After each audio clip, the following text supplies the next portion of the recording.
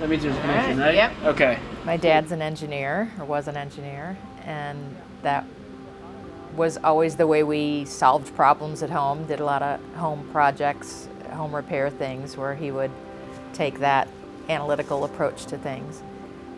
And then in middle school, in 8th grade algebra, our teacher kept saying, you know, Janet should be thinking about engineering.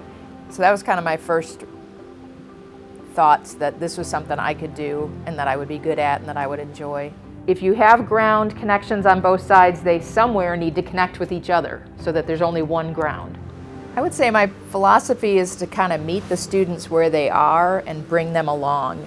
It doesn't help to just spout things that they aren't understanding. I have to figure out a way to explain it. And so from teaching circuits for many, many years, I learned where our students having a misconception or misunderstanding the terminology. So I've come up with different ways to explain it, or ways to recognize who's thinking one way or another that I can help unravel what they're thinking. So the public might not think that engineering is very creative. They might think we're very structured and by the book, but it actually is very creative. There's more than one way to solve every problem. And part of what we have to do is first define the problem. What is it we're trying to solve so that we know when we've reached a solution that's going to work.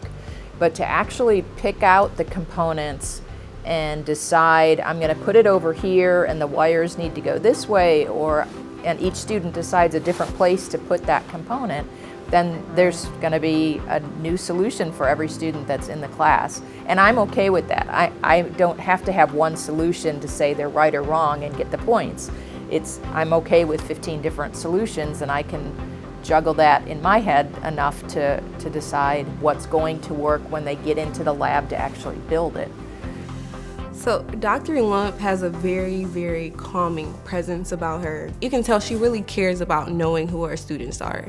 Like, she never hesitated to help me in any labs, and like while she would be helping me, she would ask me about my experiences, or she would say, hey, that's a nice NASA sticker, you know, you should try to get an internship there. Have you ever interned there? Like, things like that.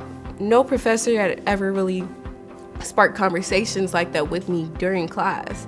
And I feel like stuff like that, it just goes to show what professors, where their passions are, I would say. And I feel like she has a passion for helping her students.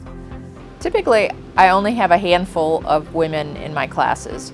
So I usually kind of keep tabs on them, make sure, because if we lose even one, it's a big percentage of the class.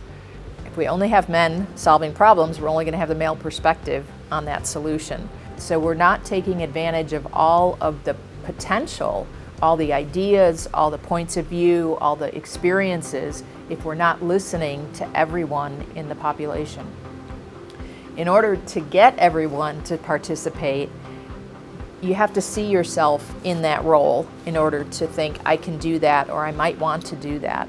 So having more people in leadership roles, in upfront roles, just gives more people coming up in the community the idea that I could do that too, and I can contribute, and I have ideas, and they might listen to me too, and that'll be a benefit to all of us.